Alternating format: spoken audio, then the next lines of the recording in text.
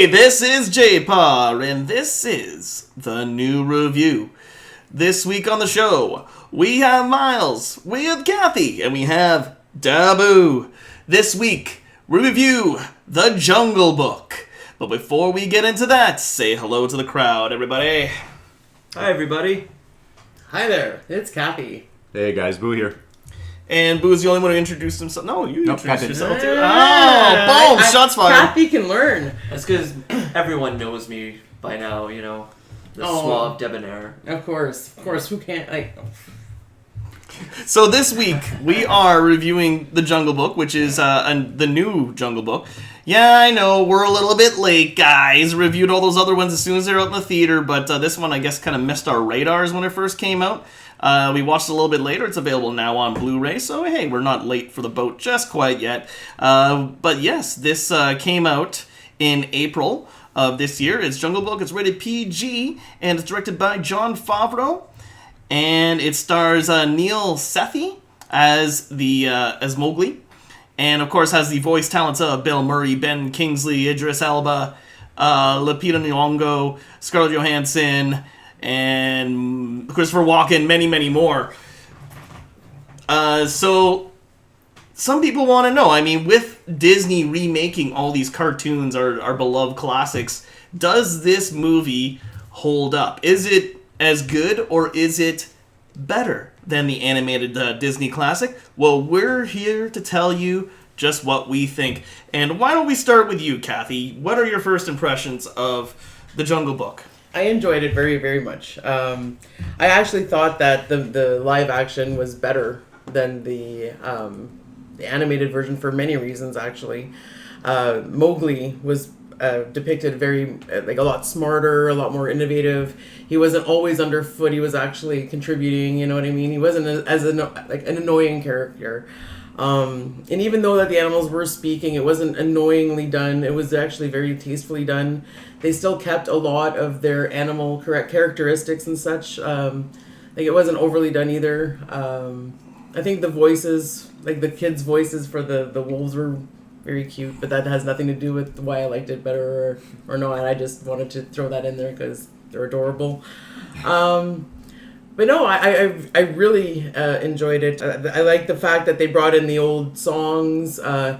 Even the one that wasn't quite my favorite in the original cartoon.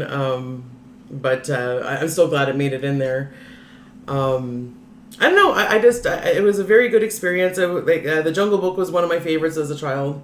I had it in English and in French. I even had it on a little record with the flip pages and stuff. So no, it was good. I enjoyed it.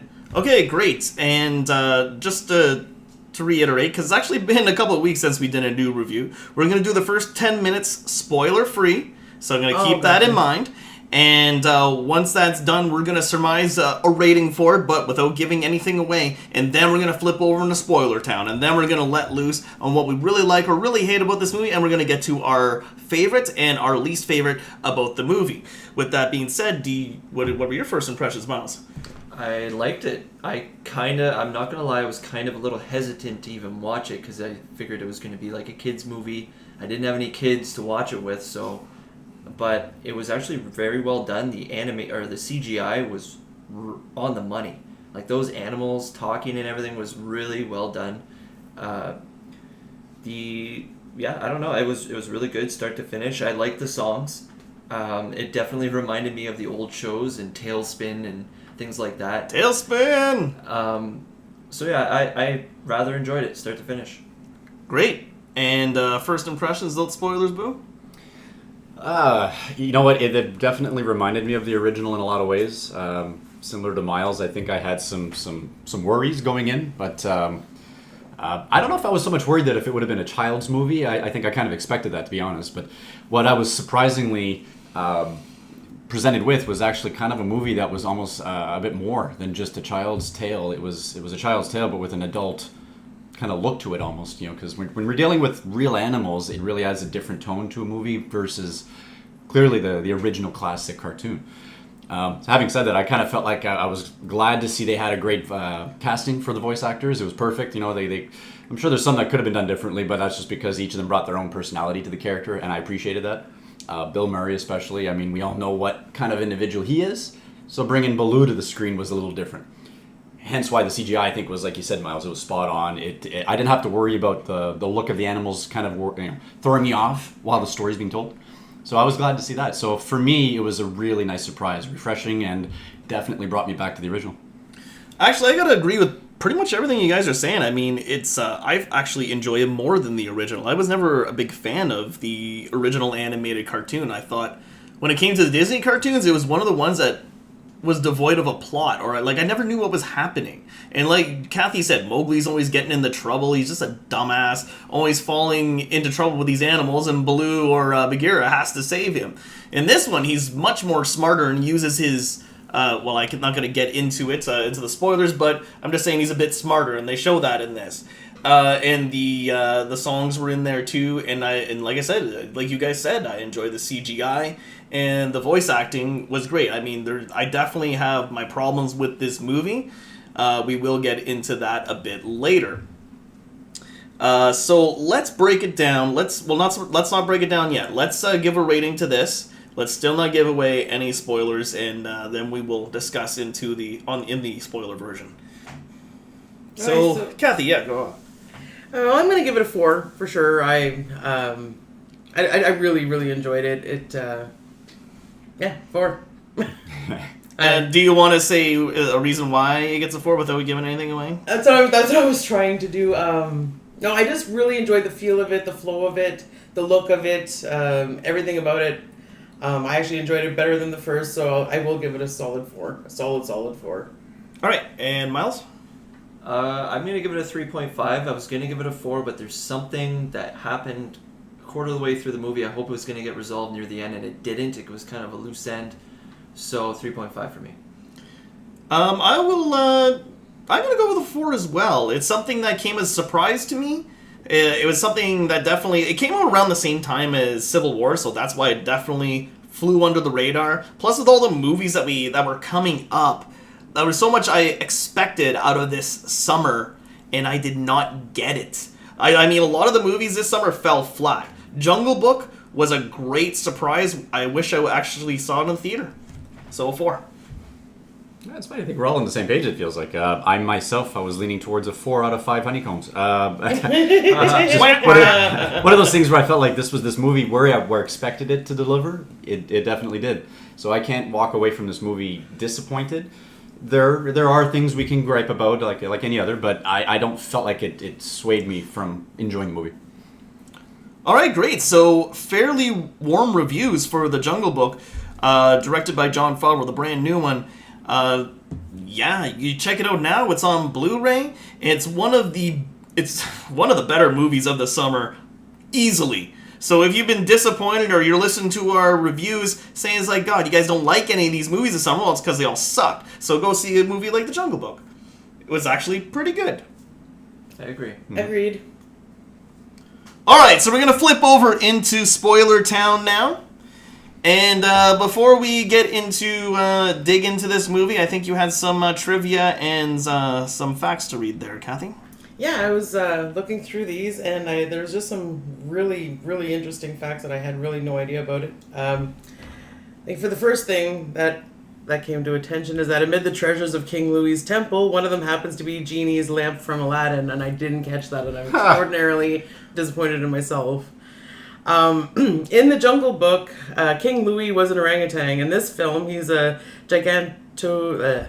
I can only say this word until now. Gigantopithecus, Yeah. an ancestor of the orangutan whose range is believed to have included in the parts of India. This change in species was made to make the film more fantastic, seeing as it would be a good way to represent him as king of the monkeys, and since orangutans are not native to India. Despite this, the film does still feature some animals not native to India, like peccaries and the red-eyed tree frog. So that was just maybe explaining King Louis a little bit better. Which you're trying to defend one of my gripes of the movie, actually. I prematured that one. I'm glad you caught that.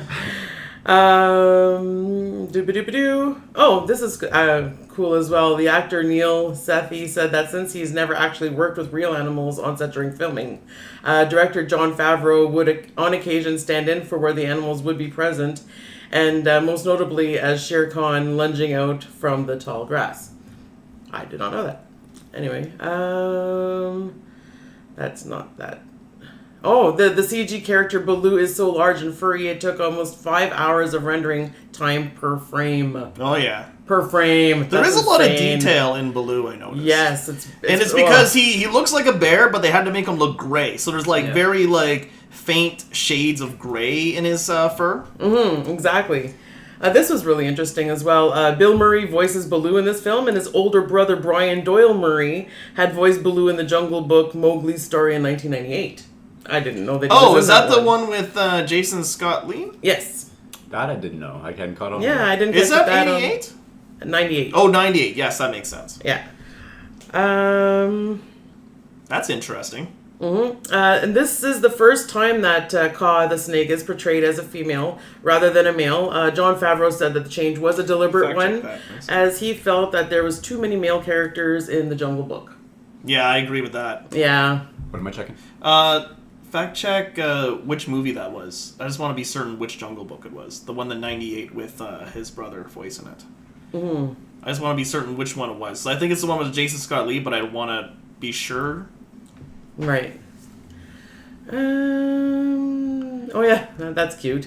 Lyricist Richard Sherman wrote songs for the Jungle Book, composed a new verse for "Wanna Be Like You" just for Christopher Walken specifically. Yeah, and that's where he's talking about the red flower. Yeah. Yeah.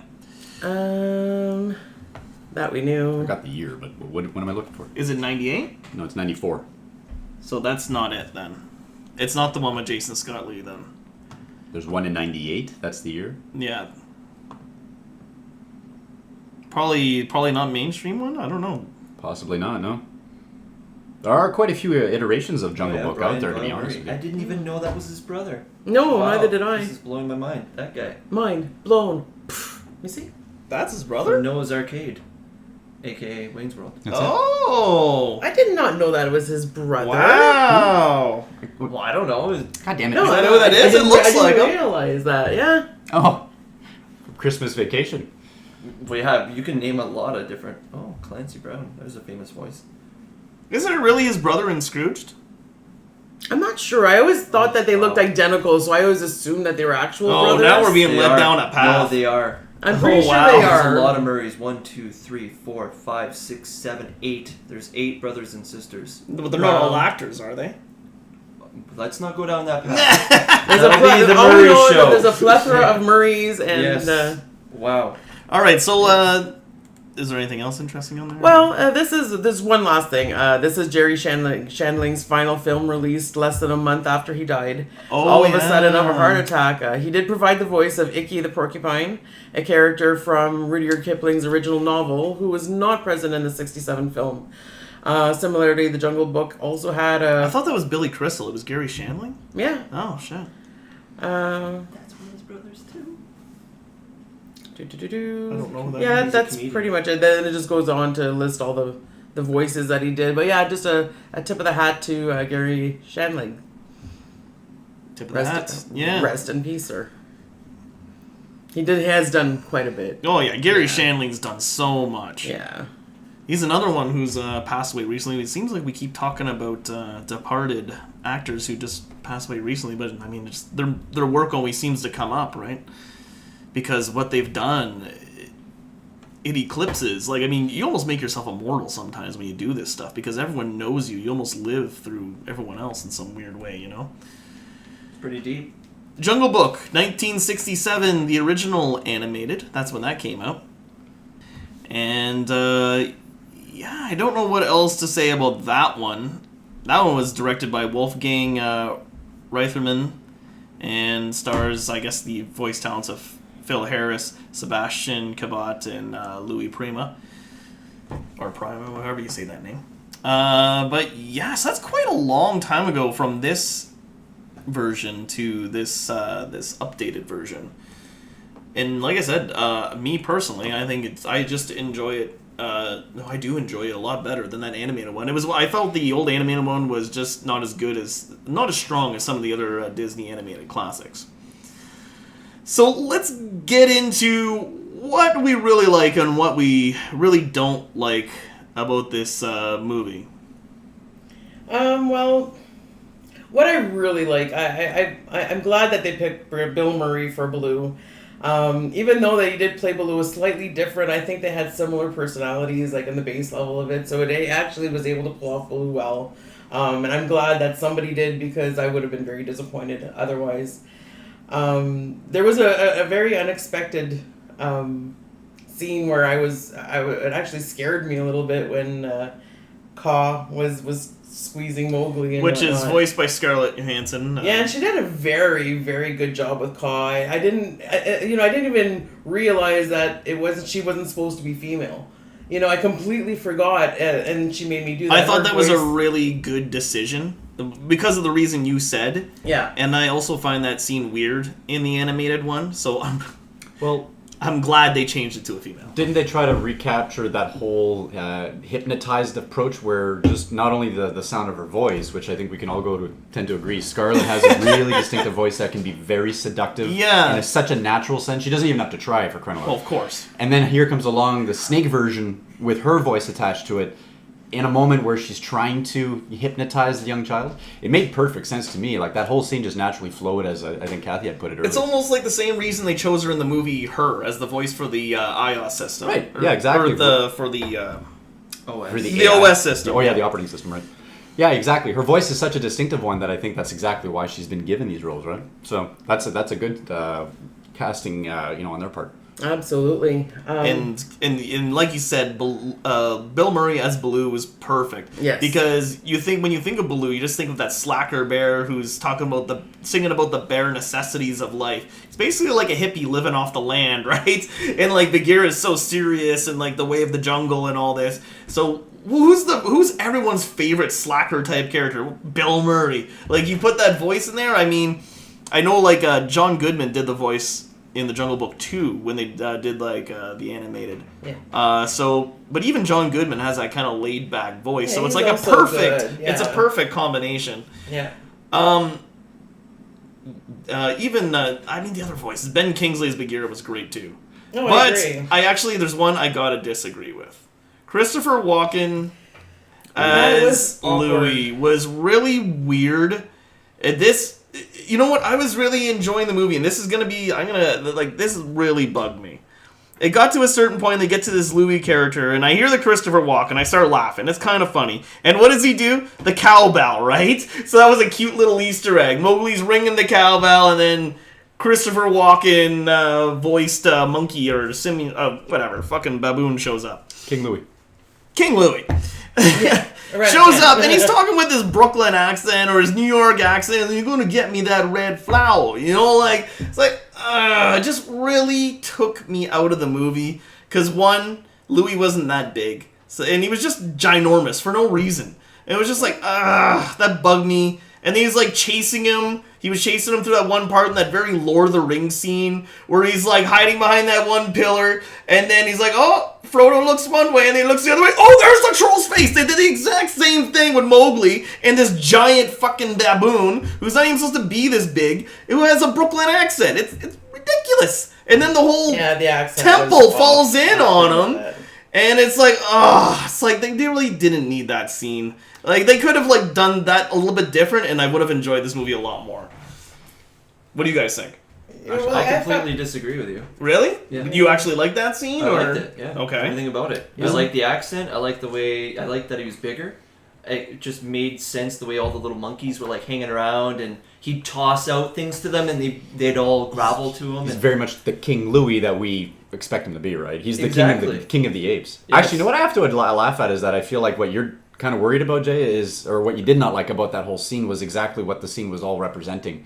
Plus, if I'm not mistaken, the way he dies with the temple crumbling in on him, wasn't that part of the original in some ways too, where he was chasing after Mowgli, I've got seen stuck it in a hole before, somewhere, yeah. and all of a sudden, Ian comes in. Everything I don't know. came I'd have to rewatch it. It's been a while. You may be, we promised nothing because we didn't watch the animated one No, before you're we right. did this, so I don't remember if that's what happens or how that what happens there. That's why I but couldn't I promise don't that. think he's singing like "I want to be like you" because of the red flower. Because the red flower thing, I don't even think was in the animated thing at all. So all of a sudden he's like this crime boss. He's like, "Oh, you're gonna get me that red flower," and it's like and it's just like okay, like. I mean, the premise was okay, but it's just the delivery of it was not something I enjoyed. Like, I like the idea that he wanted, the premise that he wanted to be him because of the red flower thing. Yeah, I get it. I like that. They could have done it like he was a kind of a crime boss, but I don't know. I think it was a little too over the top at that point. I really enjoyed the movie, but I thought that whole part was just over the top. I suddenly realized we do have a huge disadvantage that we have not watched the original cartoon, because I feel like this whole mention of the red flower, as we all know, is the representation of fire. Which makes sense. Man would be considered dangerous because he has possession of fire. That makes perfect sense in the wildlife of things. I don't know. It could be maybe that we're just forgetting so much about the original that I have a strong feeling that the red flower was in the original in some way. Why else would Mowgli be such an asset to King Louie, I think, in the original cartoon? I think the fire comes in play later, but I don't think they go as far as calling it red flower in the original animated. No, I think that was something that was added to this, or maybe it's even from the book for all I know. Well, but I actually liked that the animals called it the red flower, because they don't know what to call it, right? So it looks like a flower to them, and it burns and it kills. It's the red flower, Yeah. Well, it was a beautifully done representation of what they feel is the most dangerous element, in their environment, which is exactly that, fire. The Well, second they see man, fire, and- it's never good. yeah. And yeah, usually man is associated with the destruction that comes after fire, right? Because they're usually the ones in possession of it. I don't know. I kind of felt like that's the whole reason why King Louie became such an important scene, though, and I think in that movie, because clearly he's a big ape. There's no doubt about that. And I feel... appreciative of the fact that they made me realize that immediately, right? We know this guy's, the bigger presence in the room. That's it. You leave it alone. Any other ape, if he would have been the same size as them, I might have had my doubts. Because if he's supposed to be King Louie, the actual size of such a species of ape is not that big. I get that. But to emphasize the storytelling right now, that scene needed to have him to being the king of the apes. Otherwise, the scene was kind of useless and redundant. I have no problem with him being big. I just thought he was too big. He was like troll size, and he was chasing him through that temple. And like I said, they had that weird scene. Anyways, I just thought he was too big. I don't mind him being bigger than the other apes. It's just the size of him was just way too big. You're right. But I think that's all. Orangutan. Keep calling him an ape. Well, whatever. People aren't they apes? Aren't they apes? I will say no, this. they're orangutans. They're different species. Yeah. Okay, then. They're cousins. Are they They're not part of the same. baboon species? I think? Well, the They're baboons are cousins, totally but they're another not thing the altogether. exact same. Anyways, we promise nothing. We're not zoologists here. I think we've gotten to the point, though, where I think we've overanalyzed it. But I think King Louie was actually, for me, probably one of the better scenes. I think that's why I keep defending it. All right. I found that it had we had a good debate over that, though. flow to the movie, and it was just. I don't know. It wasn't like a bad. It didn't take away from the movie for me, but I found that it didn't flow well with the rest of the movie for me. Like, it bugged my eyeball every time I watched it, and I don't know what it was. I don't know if it was the coloring. The scene I don't know which if scene? it was for the King Louie scenes. Oh, okay, yeah. It kind of felt like, I don't know, the transition wasn't there for me. Like coming in or going out really as much. It just kind of felt choppy. I don't know what it was. I'd have to really, really look at it to figure out what bugged me about it. But there was something about that scene that bothered me, though. It almost sounds like the scene was a little too fast for you to see scene by Maybe. scene as it transitioned, as you might say. Yeah. Yeah. Some movies can be like that. Well, actually, didn't someone had a similar comment with the Star Trek movie recently? How it was just so much going on all at once that they had to shove it all in front of you all in one. No. This had way better. Well, no, I'm not saying that one's exactly doing the same as the other. I'm just saying that that's similar. kind of how I would compare what Kathy's saying, is that for her, that whole scene was maybe too fast-paced. Well, you know what? That's kind of a good thing, because let's face it, he's being chased by a pretty big ape. If it's not fast, then it's kind of pointless. Otherwise, he might as well not run. He might as well jog. There's a not difference a chase. between shaky screen in Star Trek and a chase scene that's filmed well, and the two have no comparison here in these two movies. I'm not comparing. No, I know. I'm just saying. I'm just making it clear for the people Right. out there who listen to our reviews and like, oh, they say it's shaky. Like, no, it's not. It's different. I have to admit, Myles, did you happen to point out what your favorite parts were in the movie? No. It's your turn, man. Well, yeah, Maybe. favorite part for me isn't so much the movie as a whole as it is. I just really like the CGI, and then watching the making of it after, really that blew my mind even more. there was so much that wasn't there. There was like a 200 by 200 foot room that everybody was in all the time. People in little motion capture suits around Mowgli. So the interaction between Mowgli and the different animals was amazing. You believed they were there. Yeah. Like when they were You talking, totally did. when they were looking, the facial expressions. It almost got a tear out of me at some point. I think one of the little wolves was like, Oh. "Where's Mowgli, Mom? He's not coming back." I'm like, "Oh, you little shit!" Yeah, that little wolf was cute, You eh? little fucker. Little gray. Yeah, you And the almost thing is, got it. and the thing is, it's like classic Disney cutesiness, and they Totally almost is. got you, They- and, yeah, it, they and it took almost got Jon me. Favreau to almost get you. with I had it. to point in my eye and tell it, "Not this time." No, not this time. I remember Mufasa from Lion King, not this time. Oh yeah. Oh, well, God. speaking of which, there was a definite Lion King. Yes. The scene where they had all Yes. the water buffalo go into the canyon there. Yeah, that reminded me of Wow. Lion King as well. That Same. was 100% Lion King. Yeah, because even at He the even end, I'm rode like, the buffalo. Somebody, anybody, Yes. help. Yeah. You know. But that was fine with me. Yeah. Even though it No, brought yeah. back Lion King, I'm like, this is really It's good. okay. They can't. Yeah. They're ripping themselves off. Can you really get Yeah, upset? no. Exactly. They're That's giving true. themselves a nod. You know, that's all right. What I didn't like was when Kaw was Kaw. No, Kaw. Kaw, sorry, Snake. it's a snake. Sorry, you're right. Kaw the Sorry. snake was slowly like choking or like entrapping Yeah. Mowgli and wrapping herself around him, and then she was telling him the story of her father or of Mowgli's father, and I'm thinking, how does the That's snake know convenient. this? Yeah, it was just too convenient for me. And then I'm thinking, okay, maybe we're gonna see Kaw again later, and then realize, okay, she's a really old snake, and she saw a lot of the different stuff that happened in the jungle, and it just never happened, and it just stuck with me the entire time, because it didn't make any sense the way that everything was conveniently just coming together at that one point, and then there was no explanation anywhere before or after. It was just boom. So that's I why I have to got that agree. 0.5 deduction Yeah, from yeah, it. yeah. Okay, yeah, You're no, I have to absolutely agree right. with I that. agree with that 100%. Because I remember thinking that too. It's like, how does she know? And then I think when I finished watching the movie, I thought they explained it, but I watched it the second time. You're right. They don't really explain it. It seems like Bagheera, the panther that's taking care of Mowgli, and the snake kind of might know each other a little, but not really. Because she knows somehow. So it's like, okay, like, I don't know. Yeah, but even Bagheera shows up the next day.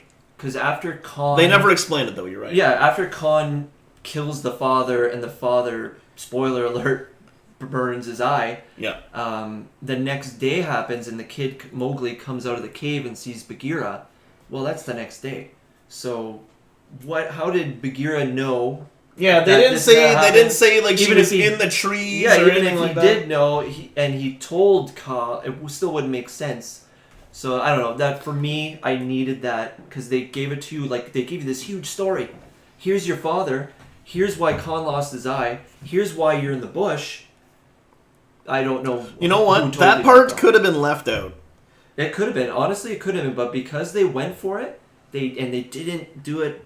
They didn't go all the way. Didn't yeah. go all the way. It took it back. I to a felt little bit. you're right because I felt that took away a little bit from the story because like how does that snake know all this? Yes. And it's a little too convenient that it was Mowgli's father that gave Shere Khan the burnt eye and he's destined to be the one to use the red flower again to burn shit and all that, you know, so. Yeah, that was a major plot, I don't know, plot drop or something, but it wasn't executed very well. So that was a 0.5 deduction from earlier. Otherwise, it would have got a solid 4 like you guys. Yeah, okay. It So- just stuck with Well, me that's for the that's whole movie. that's why it That was the doesn't. problem. Yeah, I was it is waiting for for sure. it, like, oh, Kaz's gonna come back. Yeah. Baloo didn't beat the crap out of her, and she never came back. You're absolutely right. I never really put that together in so many No. ways. Probably for me, I felt like maybe that whole scene with because it goes right back to Ka happening to know the details. I never really had that stick with me the whole time. You're right about one thing though. The father back story kind of thing tries a little too hard to put a story to something that clearly is never explained later on. It's just kind of thrown in front of you and then that's it. Yes. I guess for me, I forgot about it though. I guess for me, I kind of accepted it a little too easily. Like she's hypnotizing the kid. Whatever. All I know is that she's just trying to get him to stay still while she slowly, wraps herself around him. We I don't just even left know it what at she's saying that. is true. I was about to say that. I was like, actually, think about this. Maybe she's just, as you Inventing? said, hypnotizing and lying Mind to control. him. Whatever she's got to say to him to make him just relax and like, I'm going to tell you a story. And like plays his father out to be this hero that he never was, maybe, you know? Like. But at the same time, she mentions the detail that was so specific with... Bagheera mentioned the next day and took care of you ever since or whatever, so... Well, that, or the sheer fact that she went as specific to say that, you know, his father was the one to burn Shere Khan in the face with a, you know, a torch. Fire, yeah. With fire, simply said, right? So how is it that she knows that so specifically? Yeah, that's the question in itself, I think. The fact if they to say what Jpar's saying, that would be perfect if that was the case, if it was all just a lie. Yeah. If they would have said, don't listen to Ka, she will play to your emotions, she will tell you what you want to hear. You're right. She lies, but they didn't do that either. Ka was never... Yeah, like Baloo should have been like, don't ever after. listen to what snakes say, they lie all the time. Yeah, and then boom, that's done. Awesome. One Perfect. simple scene? One simple scene. Yep. Done. Yeah, well, I think simple the one. one Missing person for she was me. like, she was telling him like, trust in me. Like she was just trying to get his trust. You know what I mean? It's like just believe everything I say. It doesn't matter what I'm telling you. You're gonna believe. You know what I mean? But I don't know. I think that's why I accepted it so much, and I was just viewing it as mind control. I wasn't using it as a plot point. It was, Yeah. it was a And it major was. story, though. Yeah, no, it is, and I see your point to it completely. But when I was watching it, that's how I perceived it, so I didn't pick up on it.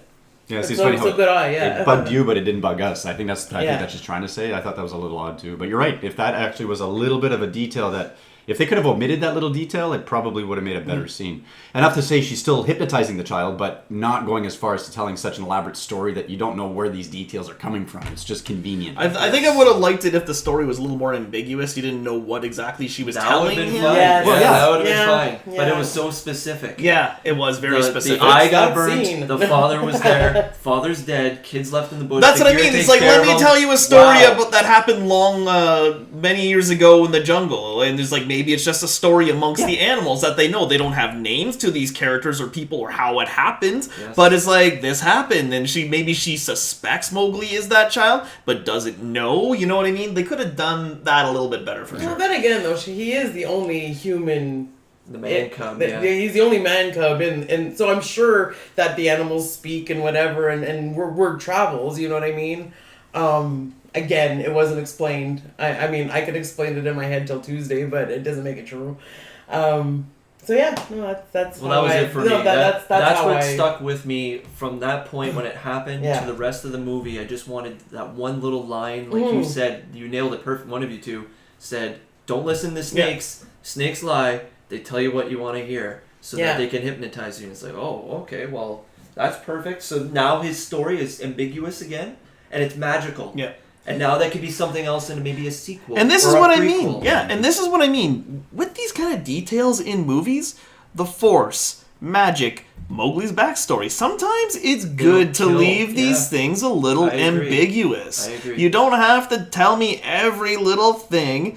Let me guess a little bit. I like the fantasy part of it. I like trying to figure out what happened in the past to these characters to brought them to this point. You know, you got to agree leave too. it a bit of a guessing game sometimes. You can't give away every detail. Well, no, exactly. I like to be able to use my own imagination to make it more personal to me. Oh, yes. You know what I mean? It gets me more involved. Like, instead of being just throwing all the information, I like to be able to use my own mind and go somewhere I want to go with it. You know what I mean? Instead of being force-fed everything. It's funny that we say all this too, because I realize I totally agree with you guys. Too much detail sometimes is just exactly that, too much. But at the same time, I had to appreciate the fact that when they seem to have written this story different from the original cartoon, they had to tell it in a different way where man was represented slightly differently. Like, because Mowgli really is the only man cub in the whole jungle. Like, you know, you get that right away. And you almost accept the fact that he can talk with every single animal in any language, whatever. Beyond that point, it was a child who is still human. He still has abilities that, because of his, you know, opposable thumbs, he can actually pull shit off that other animals can't, with the exception of maybe the ape, family in that sense.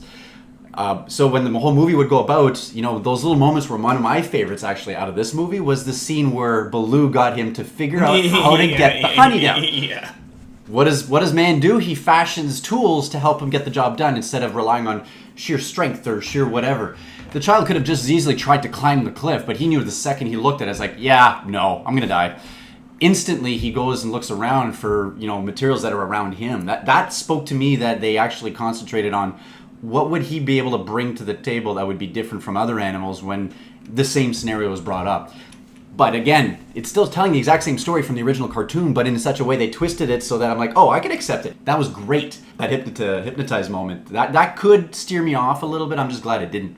Because that, to me, that was not an element that I think, as Kat had said, it was not a narrative that I think I needed to follow through. I kind of accepted it and said, oh, his father's involved somehow with Shere Khan. Cool. Now they got history. Now I see why Mowgli is going to want to go back to attack him, so to speak, with the exception of the leader of the pack of wolves that Shere Khan had killed to draw him back to the pack. Yeah. All of it made sense. But on top of it, it just got to the point where they really emphasized on his human abilities.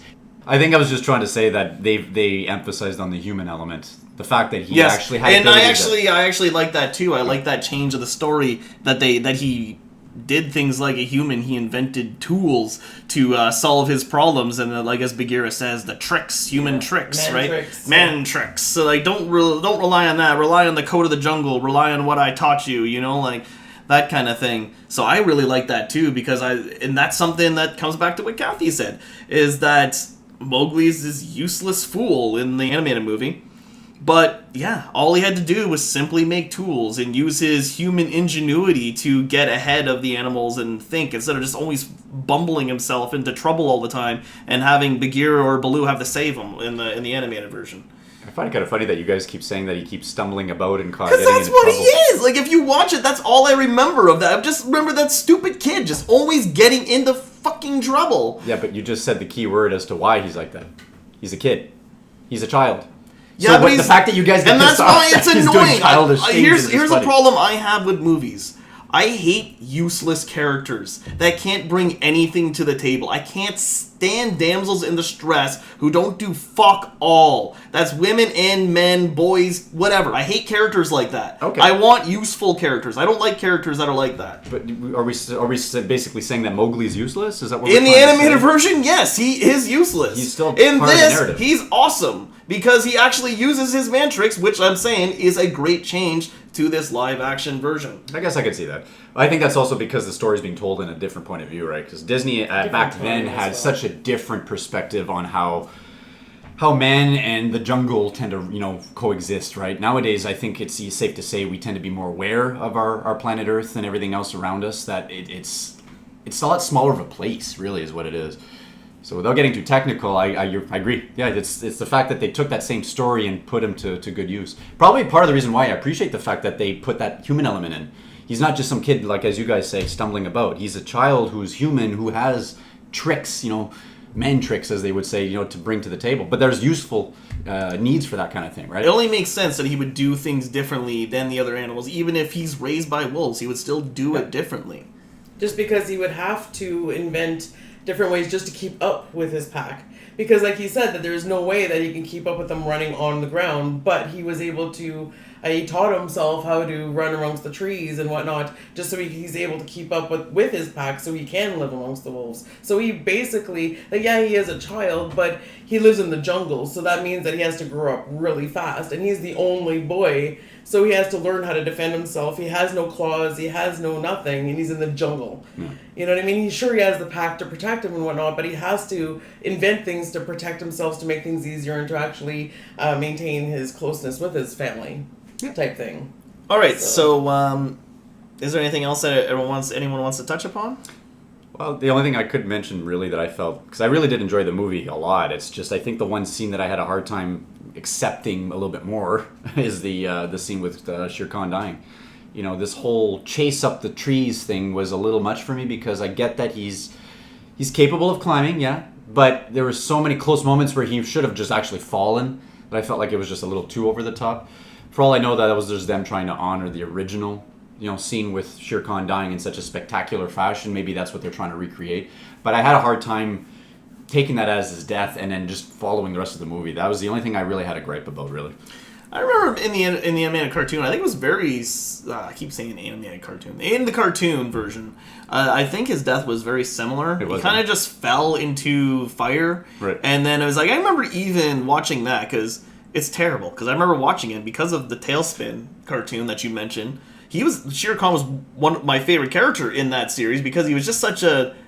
He's the way Lex Luthor should have been in the movie. in Batman vs. Superman. Let's put it that way. Shere Khan in Tailspin was a better Lex Luthor than Jesse Eisenberg was Lex Luthor. And because that's the way he should have been. He should have been that cold, calculating. I remember even Tailspin, the plane was going down and Shere Khan's on there, and he was just so calm about it. He's like, whatever.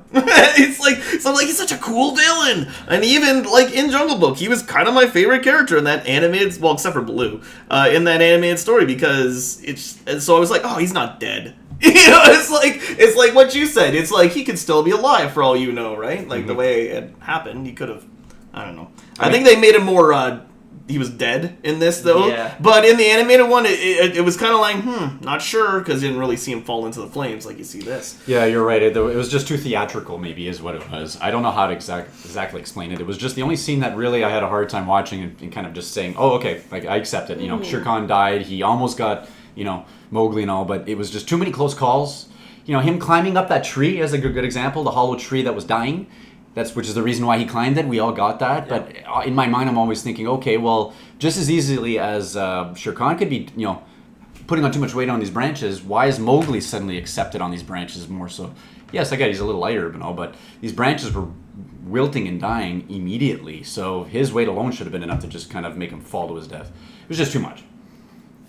All right, we won't get into physics. Yeah. But the kid was like 70 pounds, and a tiger, we promise nothing, is like 400 or 500 pounds. Clearly, he would be heavier. Yeah. I just felt like some of the branches that Mowgli was choosing to chase, or be chased by, were just too thin. Because even as I'm watching, I'm like, okay, that should have broken just by him jumping from one to the next. Now, here's another thing. At the beginning of the movie, though, you've seen him jumping on those trees, so he knows of those trees, and he even fell off one of the branches, so he knows which ones are maybe sturdy, which ones aren't. Maybe. So you're saying he was so familiar with the tree to such an an extent he maybe used it. more familiar than Shere Khan was.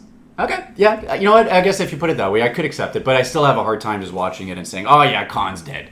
It's kind of like you said. Maybe for all I know, I'm getting too used to seeing death being literal, where it's I got to see a decapitation or some kind of stabbing. You've been watching too much Game of Thrones. Yeah. Well, probably. Maybe I've been desensitized too much, but that's partly the reason why, when it comes to storytelling, I appreciate that when they do it right, I don't have to question it. Maybe that's part of the reason why I'm having a hard time seeing it this way. This is a Disney movie. Let's face it. I'm just overanalyzing. My bad.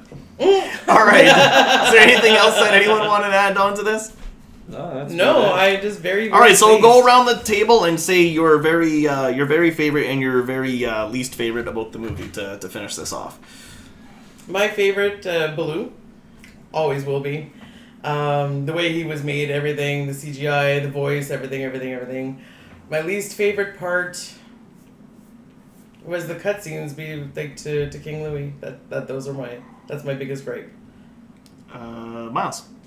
Best part for me was the CGI. The interaction with Mowgli and the animals was spot on. The facial features, the emotions that the animals were able to portray were just amazing. And like I said, almost got a tear. Almost got one man tear, but I pushed it back in there. Least favorite was definitely the claw thing, just because once it hit, it was so big. It was such a big story element, plot, that it didn't have any explanation going into it or out, and it was just, there you go. So deal with it. Caw. Yeah, it was just caw. Nice. That was good. Wah wah. My favorite part is that this felt like an animated Disney movie. It had the fun and had the cutesy animals. It had all that stuff, but it didn't treat you like a little kid. It actually treated you like an adult. As Myles said, the interaction between the CGI animals and Mowgli is amazing, and just having that voice talent brought to it just adds to the credibility. So that's my favorite. It didn't treat you like a little kid, but it still treated you like the little kid that loved those movies back then. And my least favorite, hey, you all know, I don't like that Louis scene. Everything about it. I have nothing against Christopher Walken, but even him being voicing it, the chase to the temple, that whole thing, it's just very odd. And I find it out of place with the rest of the movie. Yeah. Oh, wow. Yeah, you guys hit a lot of great points. There's a lot of it that I could say I really love. I guess for me, maybe the reason why I mentioned the whole human element is probably part of the reason why I guess I have to point at the storytelling. The way they told the story was slightly different enough to get my attention. So I might have to say maybe that was my favorite element of this movie. They could have taken it different ways. For all I know, it could have turned out to be a Dr. Doolittle, whatever, part 3 or 4, whatever it is. It's getting to the point now where we see CG animated animals more and more now, that we're expecting more and more from them. And I think as we've all seen this movie and others, this could have easily gone, south in that regard. But it didn't. Hence why I didn't have to worry about it, and the storytelling took over, and I think the story just seemed to just naturally flow beautifully. So I didn't have to worry about it. So that was me. Or not me. That was what I enjoyed. It was the storytelling. That was me. I did the story. You wrote this? That's why I love shit. this. Oh. But so that was my favorite part. Least favorites? Not that it was a big deal, but I kind of felt like it was too coincidental, again, the way they tried to kill Shere Khan. It was the only thing that I can honestly say that bugged the crap out of me. They could have easily done it in such a different way that it was just, I don't know, maybe it was closer to call. He could have just came close to grabbing Mowgli before falling to his death. That would have been a little bit more epic maybe. But the fact that they just chose a really tall tree and just climbed as high as they possibly could, and it was the chase up the tree that was, the intense part. Okay, I can take all that, but I wanted maybe that little extra at the end, maybe. I don't know. So what'd you give the movie as a rating? 4. Oh, okay, so 4, 4, 4, and 3.5 for Myles. Wow, so this has got really good ratings from us. So you've heard everything we like and don't like about the movie. What do you like? What don't you like about the movie? Leave a comment below. Don't forget, you can follow us on Twitter and always join the conversation. We are at We Promise Nothing, drop the G. We're on Instagram, We Promise Nothing with a G. You can like us on Facebook, and definitely like, subscribe, and share this video. We love when you do that. This is Jpar signing out. Myles leaving the building. Kathy saying arrivederci. Da Boo going...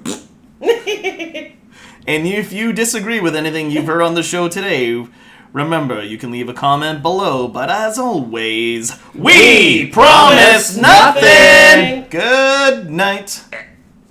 The bare necessities, The simple bare necessities. Forget about Your your troubles and your strife. Boom, boom, boom. The bare necessities of Mother Nature's recipes. Na, na, na, na. Good night, everybody.